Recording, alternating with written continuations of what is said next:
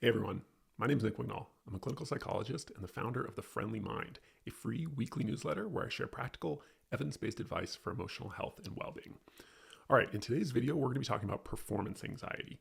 Now, the thing with performance anxiety is that, contrary to how it may seem from the outside, everybody gets anxious before a big performance. So CEOs get anxious before they go out to give a big speech. Surgeons get anxious before they go to perform surgery. Even professional athletes who perform on a regular basis almost every single day, they wake up in the middle of the night worrying about the big game tomorrow. So everybody gets anxious. What separates truly elite performers is not the absence of anxiety, it's how they manage it. After years of working with a lot of high performers who struggle with anxiety, I'm going to share 5 of the best strategies I've found that can help you manage your anxiety more effectively so that you feel less anxious and you perform at a higher level. Number 1, reframe anxiety as adrenaline. So under the hood, all anxiety is just adrenaline. That's what's going on physiologically when you're feeling anxious. In any situation that the brain interprets as dangerous or challenging or full of threats, its natural response is to rev up the sympathetic nervous system, which is your fight or flight system, as a way to help you handle those potential threats or challenges. So what happens is your body releases some adrenaline, right? And then that adrenaline kicks off your sympathetic nervous response, which includes things like your respiratory and heart rate increase. So you start breathing faster and shallower, and you can feel your heart beating a little bit quicker. Your muscles tense. You'll notice your shoulders get a little bit tense. You might hunch a little bit. And your mind goes into problem-solving mode, right? So you start anticipating obstacles, planning, mining the past for old solutions, looking for insights, all that kind of stuff. This is all incredibly helpful if you think about it, right? If you are confronted with a danger or a challenge, adrenaline and being activated a little bit is actually a boost. See, adrenaline is actually one of the best performance-enhancing drugs we know of, and your body produces it on its own. Everything from reaction time to hand-eye coordination to critical thinking tends to improve when you get this burst of adrenaline that comes from your brain thinking you're confronted with a challenge or a threat, right? When you get that adrenaline flowing through your veins. In fact, we've known for over 100 years about something called the Yerkes-Dodson law. Yerkes and Dodson showed that optimal performance in most scenarios require a significant amount of adrenaline/anxiety. So at extremely low levels of adrenaline, you actually don't perform as well as when you have modest, moderate amounts of adrenaline, like what you feel when you get anxious before a big performance. So this is all actually really good for us. The trouble comes in when we start interpreting that adrenaline rush, that feeling of anxiety and tension and stress before a big performance, when we start interpreting that as a bad thing. Oh my God, I'm anxious. Like, why am I so stressed out? I shouldn't be so stressed out.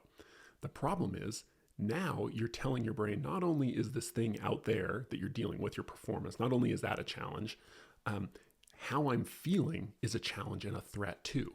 So now you get even more adrenaline, right? You get more anxious, you get more stressed out. And when you get anxious about getting anxious, you get extremely anxious to the point where your performance actually does start to decline when you get that revved up and anxious. But what's key to see here is that level of intense anxiety and decreased performance, that's not because of the initial bout of adrenaline and nerves. It's because you've interpreted that initial bout of anxiety as something bad, which has led to what I call compound anxiety, anxiety about anxiety, which skyrockets your total level of stress and anxiety. So the implication of all this is that the key to optimal performance is actually to accept your initial wave of anxiety. Of course, anxiety doesn't feel good, right? But frankly, so what? There's all sorts of things in life that we know are good for us, even though they don't feel good. You know, when you lift weights at the gym, it's hard. Your muscles feel sore afterwards. It doesn't feel good, but it's very good for us. If you have to broach a difficult conversation with your spouse, that's really uncomfortable. It's awkward. It's anxiety producing, but it's good. It's the right thing to do instead of just stuffing stuff, under the rug. actually fleshing it out and talking about it is really good for us. So in all sorts of areas of life, we know that just because something is uncomfortable doesn't mean it's bad. And very often, the best things are on the other side of discomfort. But there's this funny thing we do with with performance where the minute we start to feel anxious, we assume there's something bad, something wrong, right? Oh, I shouldn't be feeling this way. It's bad that I'm feeling anxious, blah, blah, blah, blah, blah. And of course, as we showed, that's just what leads you to be even more anxious and your performance to actually start to decrease. The key is to accept that discomfort, anxiety, and stress, to normalize it. It's okay. Rather than catastrophizing it and starting to imagine all the terrible things that are going to happen because you're anxious, you can validate it. You can remind yourself it's normal and it's okay. Even though this doesn't feel good, it doesn't mean something's wrong. Now, one of the best ways to validate your anxiety is to remind yourself that anxiety is just adrenaline. Hence the initial title of this section, Reframing Anxiety as Adrenaline. You're acknowledging it, but instead of turning it into this bad thing, anxiety, this thing that's out to get you and it's going to decrease your performance, you're reframing it as something really good, which is true. It's adrenaline. I'm getting, and athletes know this. Before a match, they talk about how they're getting pumped up, right? Or speakers or a lot of performers. This is one of their tricks. They reframe this uncomfortable feeling as a good thing. So you can say something to yourself like, instead of, oh, why am I so anxious? This is really going to be bad. Instead of that, try, okay, I'm feeling some nerves. This is just rocket fuel for a really good performance. Elite performers know that anxiety is not the enemy. And in fact, with the right mindset, it can actually be your best friend. Number 2, don't be anti-anxiety, be pro-confidence. We just talked about the importance of reframing anxiety not as a threat or a danger, but actually as something, it's your mind's way of trying to help you. It's your brain trying to help you deal with a difficult or challenging situation by giving you a little boost of adrenaline, which is actually a performance-enhancing drug, right? So it's giving you a boost. It's trying to help you, even though it's uncomfortable. Now, an extension of this idea is that instead of working to get rid of anxiety so that you can then perform well, that's the mindset that a lot of performers have. In order to perform well, I have to deal with my anxiety. I have to get rid of it, and that will allow me to perform well. Instead, what you want to do is leave your anxiety alone, be willing to have it, and instead focus on doing things that will boost or raise your confidence. So, for example, let's say you are an executive at a company and you are walking into a meeting with other senior executives and presenting to your CEO about your team's quarterly performance. I don't know. As you do this, you can feel your chest tighten a little bit. And your mind starts spinning with some worst case scenario thoughts. You're thinking, oh, what if we're the weakest link? I know our results could have been better. They weren't quite as good as I was expecting them to be. I should have just pushed everyone a little bit harder. And then why am I feeling so anxious? Like, I don't usually feel anxious before meetings. Why? This isn't normal. Like, why am I feeling insecure about this? So you can see the kind of catastrophizing, spinning, your mind spinning with worries. But then pretty quickly, you actually catch yourself, which is great. You say, wait a second. Okay, I'm worrying, I'm feeling a little anxious, but this is just adrenaline, right? This is a challenging, important situation I'm going into. My brain is just giving me a little boost. It knows I'm going to do something difficult and it wants to help me out a little bit, okay? This happens to everybody, big time politicians, athletes, everybody gets a little anxious before a big performance, right? So there you've kind of normalized the anxiety instead of treating it like an enemy, treating it like a friend. And then what you want to do is you want to shift your focus away from your anxiety, let it be there, and shift your focus onto your goals and your aspirations and what you actually want to do, onto action, right? So it could be something like, just because I'm feeling a little bit anxious, that doesn't mean anything's wrong necessarily, right? I've prepared for this meeting. We're ready to go. And yes, our performance wasn't ideal, but it was actually pretty good. I don't think I need to worry too much about the worst case scenario. So you're shifting your focus away from the anxiety and onto what you're actually going to be doing. This is about being pro-confidence rather than anti-anxiety. And the key here is that confidence isn't about getting rid of anxiety. Confident people aren't people who don't get anxious or don't feel afraid. Confidence is about taking action despite your anxiety. It's the belief that you can do the right thing despite feeling anxious or afraid.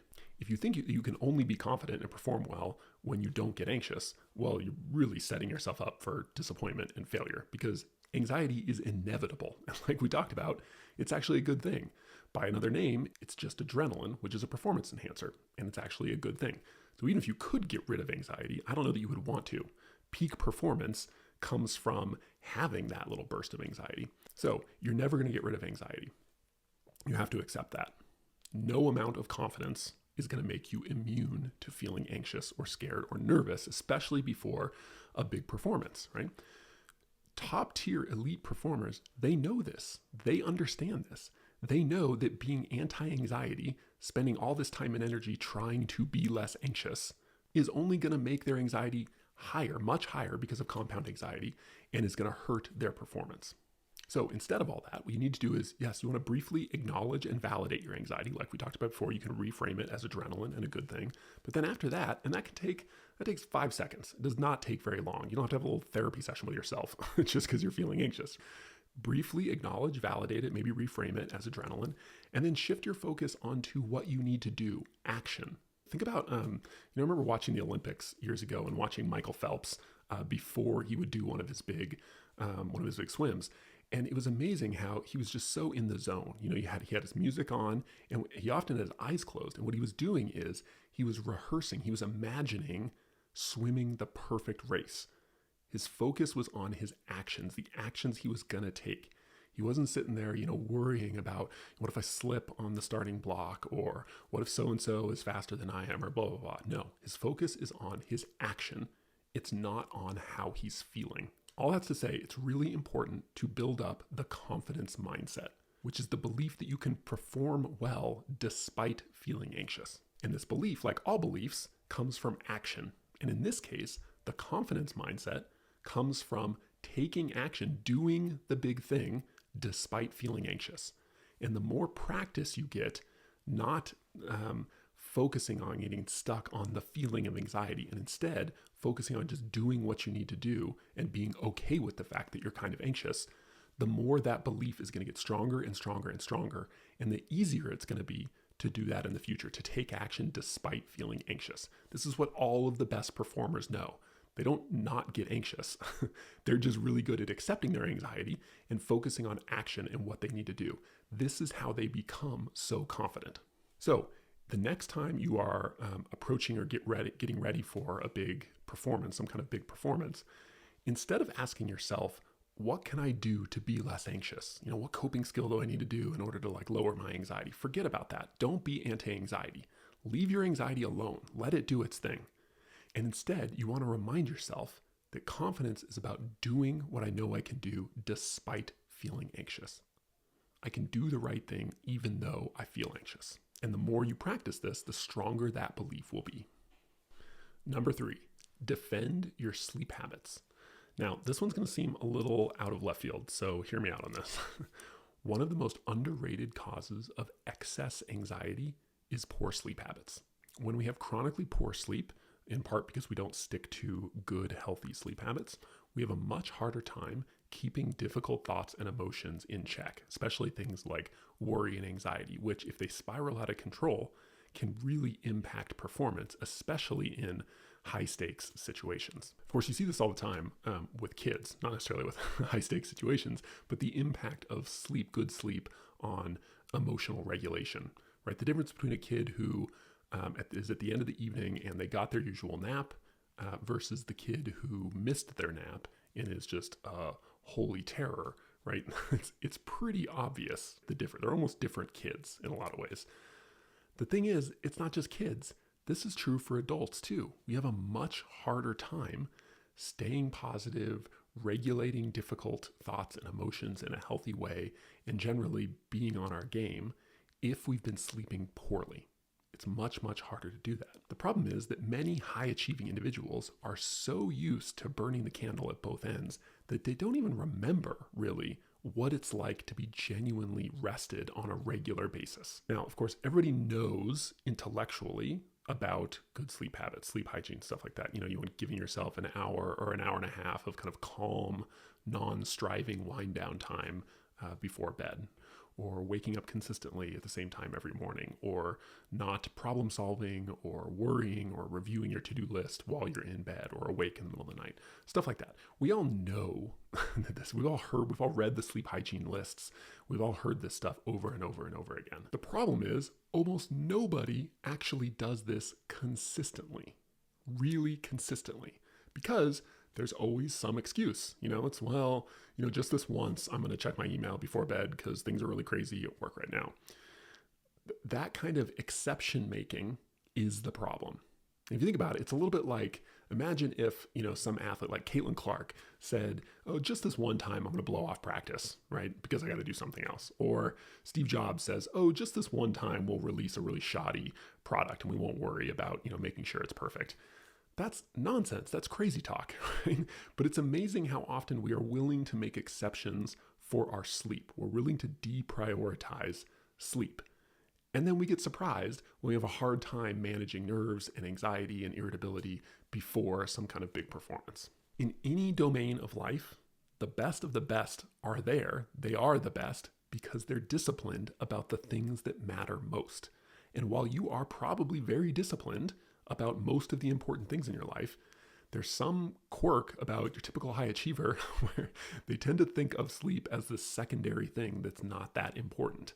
But if you read interviews and watch interviews of a lot of the best performers, musicians, athletes, artists, even business people, one of the things you'll notice if you kind of listen carefully, a lot of them will attribute a lot of their success to really consistent sleep.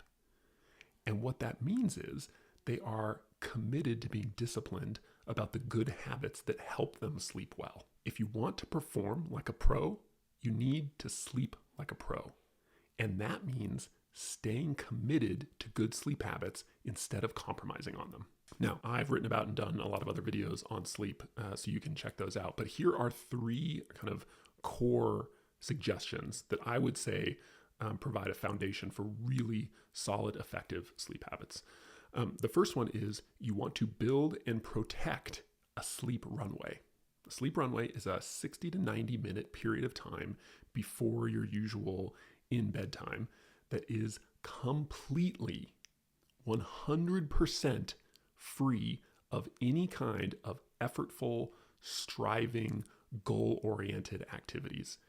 It is completely relaxing.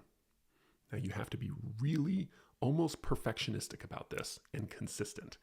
And if you do that, I promise you, you will have such an easier time falling and staying asleep. But the key, the really hard part about this, is ruthless consistency and protecting it. No excuses. Okay, that's the sleep runway. That's the first thing.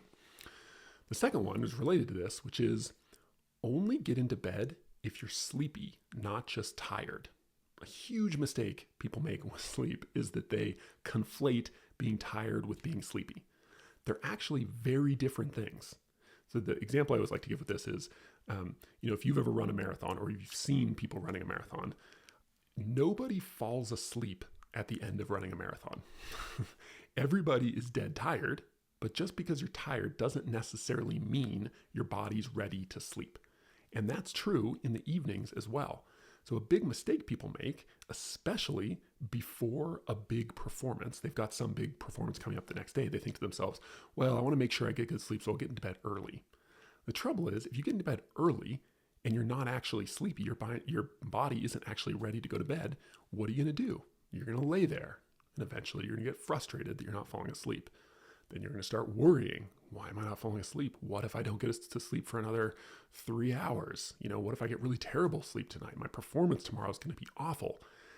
Of course, this turns into a self-fulfilling prophecy, because the more you're worrying about sleep, the more aroused you get and the harder time you have relaxing and falling asleep. So it is absolutely deadly to get into bed when you're tired but not actually sleepy. So wait until you're sleepy, even if that means you go past your typical bedtime. It's okay. It's actually better to be flexible on your bedtime when you get into bed than being utterly consistent about it. Because again, you can't control whether you're sleepy or not. You have to wait for your body to tell you that you're sleepy. Okay, so that's number 2. Don't get into bed until you're sleepy, not just tired. And the third one is never worry in bed. Now, this one always sounds a little bit flippant or cheeky if you've never heard me say this before, but a lot of people assume that it's just inevitable that they're going to spend time in bed worrying. They're going to wake up in the middle of the night and they're going to be worrying about the big day tomorrow, the big performance. And so they lay there for 10, 15, 20, 30 minutes just spinning, worrying and worrying and worrying and worrying about stuff, which of course makes them more aroused and they have a harder time going back to sleep. So again, another self-fulfilling prophecy. The key to realize is that worrying is not inevitable. It is inevitable that a worry may pop into your brain while you're laying in bed or if you wake up in the middle of the night. Whether you continue to worry about that worry, whether you elaborate on your worries, that is a behavior. That is something you can control, no matter how hard it is. Taking control of that and deciding, I'm not going to worry in bed. That is absolutely key to getting consistently good sleep. And the way to do this is you want to have some sort of activity that you can do in bed that will keep your mind off of worries, that's engaging enough to keep your mind on it so that you can relax and then fall back to sleep relatively quickly. So it could be, reading a book on your Kindle or listening to an audiobook or listening to some music, whatever it is. You have to experiment and find your thing. But the key is do not allow yourself to lay in bed worrying. Have a plan. I call it the midnight plan. What do you do when you're awake in the middle of the night? And stick to it. The minute you're up and you start worrying, you pull out your Kindle and you start reading. So those three things: build a sleep runway and protect it. Go to bed when you're sleepy, not just tired, and never worry in bed. Those are three really good places to start when it comes to building better sleep habits that will help you be at your best for your most important performances. Now, a lot of anxiety, including the kind of performance anxiety that wreaks havoc on us before some sort of big performance, a lot of that is not based on reality. You're catastrophizing or you're worrying about things that have very little likelihood of actually coming true. But some anxiety is incredibly realistic and is totally based in reality. Specifically, when you fail to adequately prepare for a big situation, for a big performance, anxiety and worry are often your brain's way of letting you know that, of saying, hey, we need to do something more about this. We are not ready. We're not prepared. So you don't want to make the mistake of thinking all anxiety is just irrational.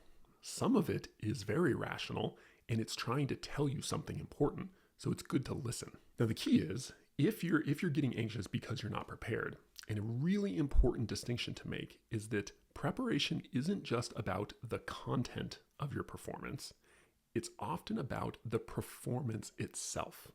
Two quick examples to kind of illustrate this distinction. I was once working with an executive for a big company, and he frequently had to give speeches at conferences and trade shows and stuff like that.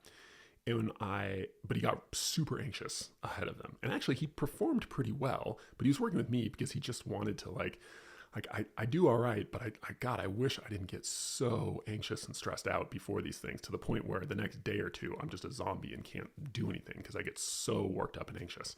So that's why he came to work with me. So I started asking him some questions about what does it look like before these big performances? And specifically, I asked him this question: how many times do you rehearse your speeches before you give them? And he looked at me with this kind of funny blank look, and he said, well, I don't really rehearse them. I mean, I kind of go over my notes a little bit, but it's the same speech. I give it every year or whatever it was, a couple times a year, I think. And I just, I got to laugh. So I'll talk more about that. But a second example that's very similar, another client who was she was an attorney, and she frequently got anxiety attacks whenever she had to present something about presenting her cases in front of senior partners at her firm. She was a relatively junior partner. And so I remember asking her, well, how do you practice for these big presentations? And then she looked at me again with this kind of confused look and said, well, I mean, I know all the material backwards and forwards. I just don't understand why I get so anxious. So the mistake that both of these people were making is that they were confusing content with performance itself. They were very prepared in terms of the content. They knew the content backwards and forwards, like the second client said. but they weren't practicing or preparing for the performance itself, for delivering a speech in front of 300 people. That's it. No matter how well you know the content, if you're not also practicing the art and skill that goes into delivering a speech, you're gonna get really anxious ahead of time. Similarly, with this presentation, it's one thing to know the material, to know all the ins and outs of the case for this attorney client of mine, but she never practiced actually presenting these things, except for the one time when she had to do it, and then it went poorly, and she thought, oh, maybe I must not. Well, she was confused. Why am I getting so anxious? They were both chronically anxious about their respective performances because their minds knew that they weren't actually as prepared as they thought they were. Specifically, they weren't prepared for the performance aspect of the performance, not just the content. The solution to this is relatively straightforward, though not necessarily easy or fast. And it almost always takes some version of dress rehearsals. Now, a dress rehearsal means doing a practice performance as if it was real, as a way to prepare. For instance, if you get nervous or anxious before public speeches, speaking in public, you might, instead of spending more time going over your notes, which is content, forget about that. You probably know the content. Instead, recruit your spouse and a couple friends to sit in your living room and deliver the speech there as if it was the real thing. Or if you get nervous before delivering presentations at work, for a few weeks ahead of time, once or twice a week, recruit some buddies from the office and go to the conference room and practice delivering your slides in front of other people. So remember, a lot of performance anxiety can be alleviated by remembering to practice for the performance, not just the content. Number 5, accept the anxiety, control the worry. Now, a lot of performance anxiety basically comes down to control issues, specifically trying to control things that you can't actually control, and as a result, ignoring or having trouble controlling the things you can actually exert control over. So a simple example of this, suppose you were a professional athlete and you spent all week before a big match imagining your opponent getting sick so that they couldn't play, which means you would have a better chance of winning the championship or whatever it is. This is obviously a silly way to spend your time preparing for a big match because you can't control whether your opponent gets sick or not. Not ethically anyway, right? And what's more, there's opportunity costs.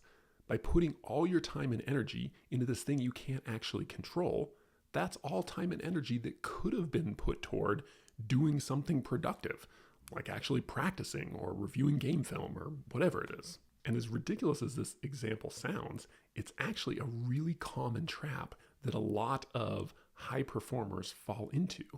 And the result being they end up not only with worse performance, but feeling way more anxious on a regular basis than they need to. So let's dig into what this actually looks like. What usually happens is because anxiety feels so bad, and it does, like anxiety sucks, it feels awful.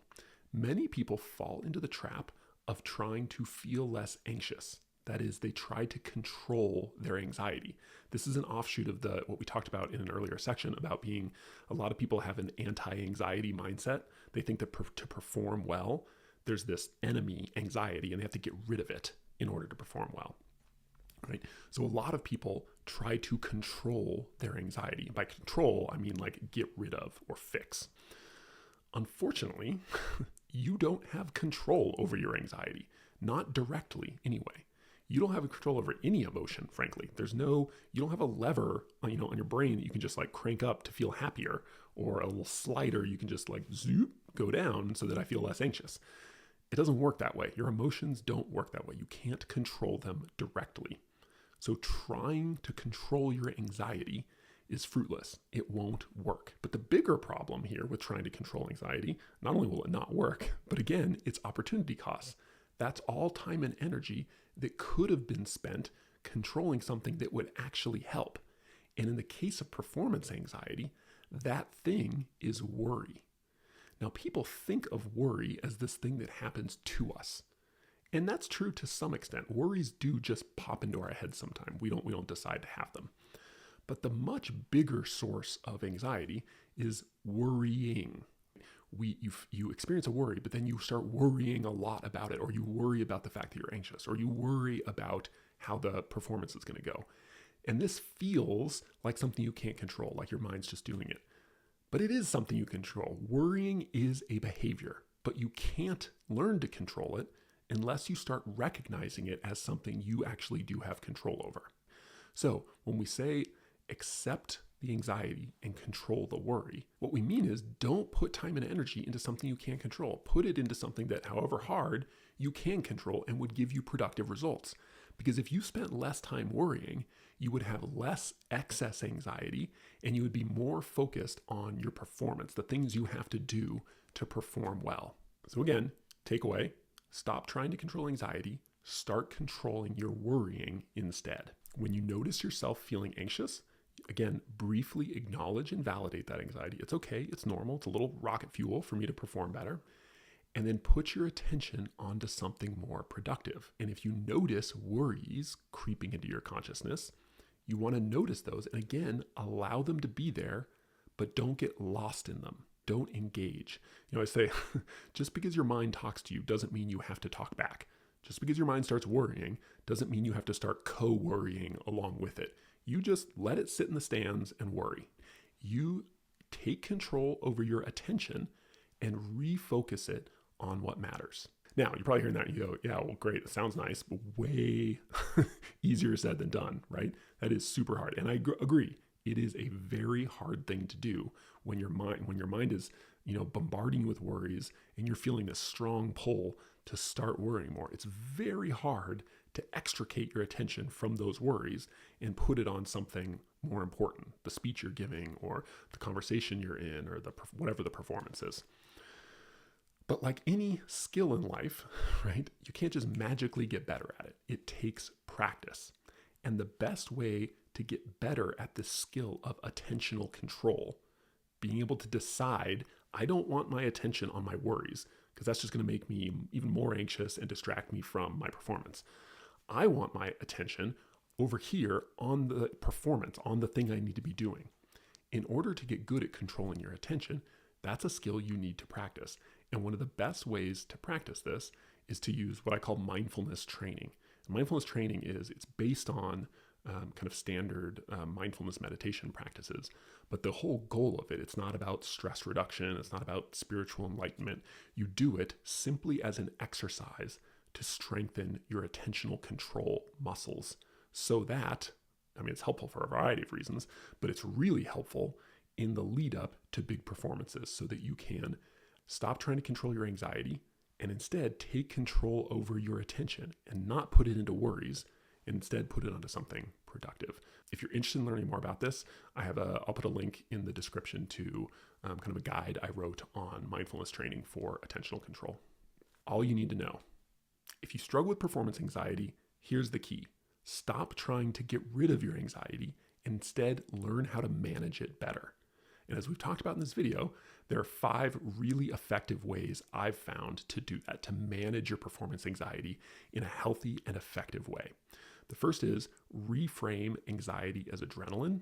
It's a friend trying to help you, not an enemy. Don't be anti-anxiety, be pro-confidence. Don't worry about getting rid of anxiety. Instead, focus on what can I do that will build up my confidence and belief in myself. Defend your sleep habits, right? We tend to get more anxious when we're not sleeping well. So do whatever it takes to maintain a solid, healthy sleep routine. Prepare for performance, not just content, right? You know the content backwards and forwards. What you need practice in, you need dress rehearsals doing the performance itself. And then lastly, accept the anxiety, control the worry. You don't have direct control over your emotions, including anxiety. You can control your attention and whether you let it get sucked up into worry or whether you put it onto something more productive. And mindfulness training is a really great way to do that. All right, I hope you found this video helpful. If you'd like to get more ideas, essays, videos, and tips from me, I write a free weekly newsletter called The Friendly Mind. It goes out every Monday morning. There is a link to join in the description below, and I'd love to have you join our little community. Also, if you're interested in learning more about overcoming chronic worry and anxiety more generally, I teach a course called Creating Calm that walks through my whole step-by-step system for doing that. And again, there's a link in the description below. And then lastly, I'm going to share a couple other videos I've done on anxiety that I think you might find helpful.